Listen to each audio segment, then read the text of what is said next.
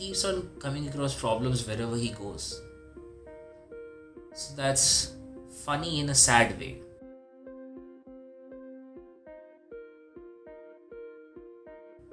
In every group, there exists a person who binds the entire group together, knowingly or unknowingly. They may be overshadowed by other members of the group, but there are key moments which are defined by their presence or their actions. Now, this person can basically move about as a funny person acting seriously, a serious person acting in a humorous manner, or a person who's somewhere in between those states. The group that I'm referring to through this video is the Dark Order, and the member, the binding agent who I'm referring to is number 5, Island Angels. In this video, we'll spend time talking about him, his presence in the group, his actions, his story with the Dark Order, which, as per the last week, we understand that it's a group which is now dedicated to helping people because they were going about the other way. The entire purpose of this video is for me to talk about a character within the Dark Order which I find interesting. So I'll mostly pertain to sharing my thoughts and theories about the present, the past, and the future of Island Angels number 5 within the group. I don't intend to vomit up all the facts about his past, what he has done before AEW, because that information is already present on various websites, one of which I'll link down within the description of the video, just in case someone wishes to read up more about Island Angels, which you should, because that's the entire purpose of those sites being up. And it's interesting to read about what wrestlers did before they came to a promotion of our choice. I would like to begin with a topic that I can't really cover, that is the name, the true name behind the persona of Island Angels. I choose not to talk about the name simply because I remember having read sometime in the past that it's in a way disrespectful to call a wrestler out by their real name instead of the name that they choose to go by in a promotion. So because I'm making this entire video, since I respect this particular dude, so I wouldn't be making that mistake. But again, the link given in the description, which gives a history, a bio of this person, it also contains their name. So if you wish to know that detail, you can just read the link. Now, the very first thing that I noticed about Island Angels back when I started watching AEW Dark and I became interested in the Dark Order were his fantastic hair. Unfortunately, members of the Dark Order ganged up on him. They cut out his hair, and in a shocking and insulting manner. After that incident, they started appreciating the not that long hair of Alex Reynolds. To say that's rude would be a gross understatement. Also, if there was ever a mask which fit a particular wrestler in a very proportionate manner, that'll be something which I'd also like to say about number 5. Uno's tends to be a bit loose. Ten's mask tends to be a bit too tight, but that's again my opinion. And that's me reading into the nitty-gritty. Quite possibly I might be the only person holding that opinion. Again, his mask used to definitely be complemented with his long hair, which I don't know whether were real or it was a wig. And I probably bring back the topic of his long hair because somewhere I'm a bit concerned about my thinning and slightly balding hair. Maybe that's my own fear because of which I'm sticking to that topic. The next thing that I notice about number 5 is his tattoo. That's prominently visible on his chest and a part of his arm. Now this may just be me, but whenever I see his tattoo, the first thing that comes to my mind is Cthulhu. In reality, if you pay closer attention to the tattoo of number 5, it's probably the mythical monster Kraken attacking but essentially attacking a merchant navy ship or a navy war vessel. Either ways, it's something that I find unique because I haven't seen a tattoo like that on other wrestlers. Additionally, I came up across an article, spoke about tattoos which are held by 10 wrestlers within AEW and the meaning behind those tattoos. In that list, you had Dustin Rhodes, you had Cody, you had Christopher Daniels. I would have loved to see Alan Angels in that list also. So probably such an article gets written later. He should be included. I'll definitely like to know the actual story behind that tattoo. Not to forget, his jacket is also cool. The jacket's really cool. Now, as far as finisher moves are concerned, the mild OCD that I have, it makes me feel more happy when I come to know that someone called Alan Angels within the Dark Order in AEW has a finisher move called Wing Snapper. It makes me happy because it's thematically relevant, his name and the name of the move. That logic would have been used in the naming of the move. But yeah, that's something which I figured out now. I find the execution of the move really beautiful. Additionally, who can forget the situation when the Dark Order or members of the Dark Order, they execute their finisher moves one after the other when they are in a larger tag team match. Now this is something which I like to call Shades of Darkness. They call it something else, but I like to call it Shades of Darkness when we had 3, 4, 5 members of Dark Order executing their finisher moves one after the other, one after the other. It looks beautiful.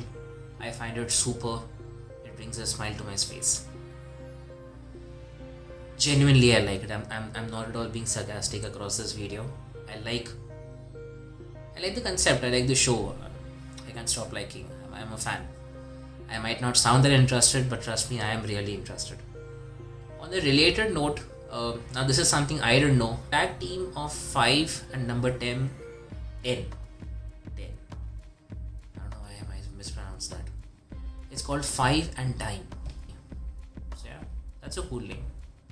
Again, thematically appropriate, proportionate name. Also, now I'm someone who is into isometric ARPG PC games. And when 5 and 10 walk into a match as a tag team, that ARPG player inside me becomes really happy. Because when I look at number 10, I remember that character whose strength attribute is very high, like a barbarian. And when I look at number 5, I'm reminded of a character whose dexterity attribute is high, and therefore they are capable of landing critical strikes with increased frequency, like an assassin or a rogue character. So that's also cool. The site that I was talking about, which has a lot of information about Alan Angels, that site is Pro Wrestling Fandom, and that helps us understand that Alan Angels has been actively wrestling since 2016, and he's wrestled across a bunch of associations in the US.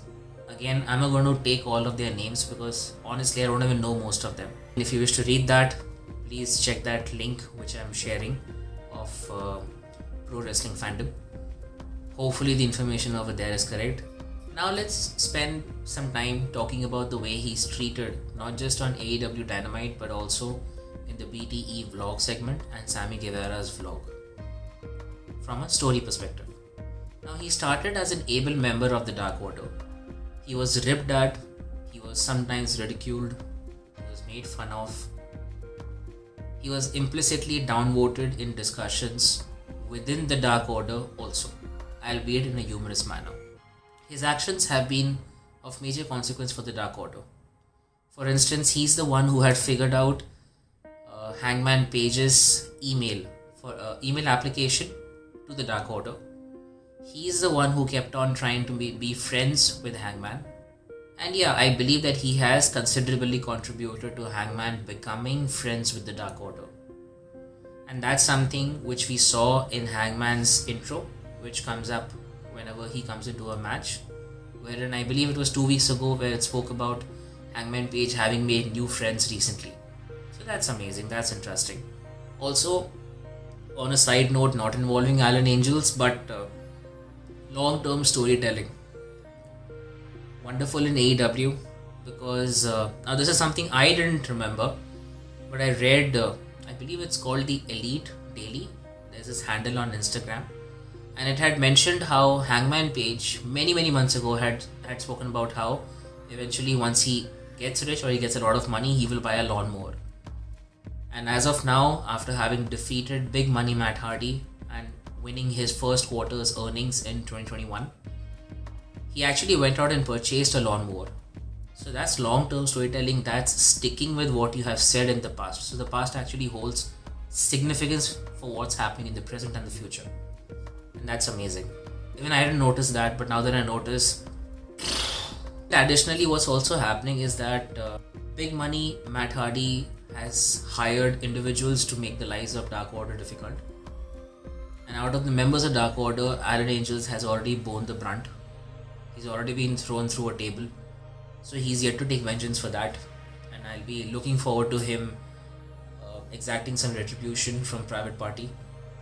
How would that be possible? That remains to be seen, since Matt Hardy's new voice within AEW also now comprises of the Butcher, the Blade and the Bunny.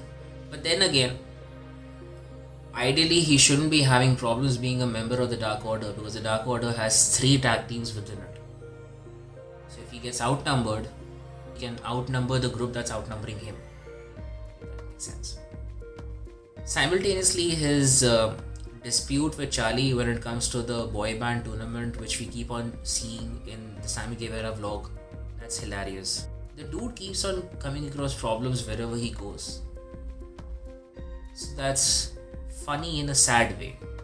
This all brings me to ask myself the question that how will Alan Angel's character, how will his persona evolve on AEW? And since I am a budding writer, I wish to be better at it in the future.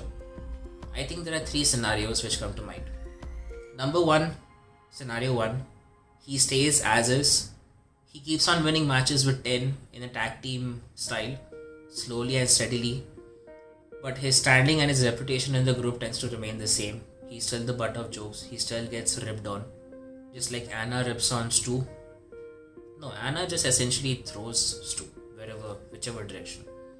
The second scenario could be that he starts focusing more on his persona, because of which his public perception will improve, but that might come at the cost of his performance in tag team matches with 10. So that can cause some friction given his priorities or the change in his priorities.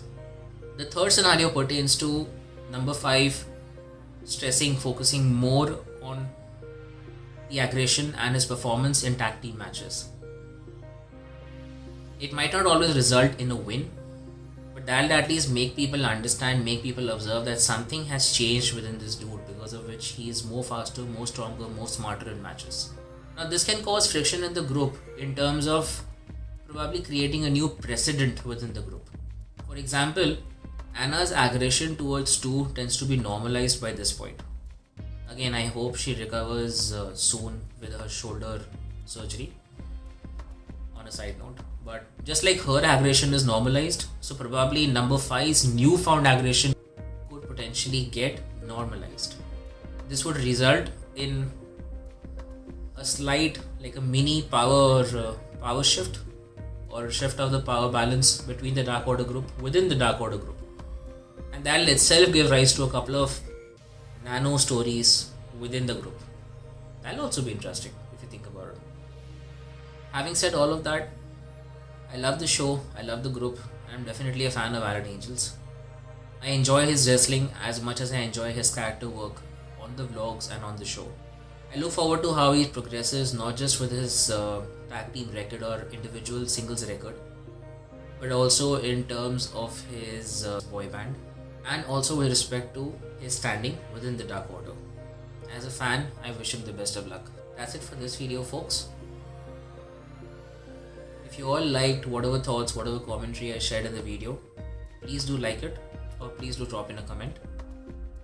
It will massively help a new channel like mine, who so far has 0 views, or like I have a total of 17 views on the channel. But that's alright. The views don't matter. Me being consistent on this matters. Me being a happy fan, that also matters. Everything else is secondary. So yeah, that's about it. Have a nice day ahead.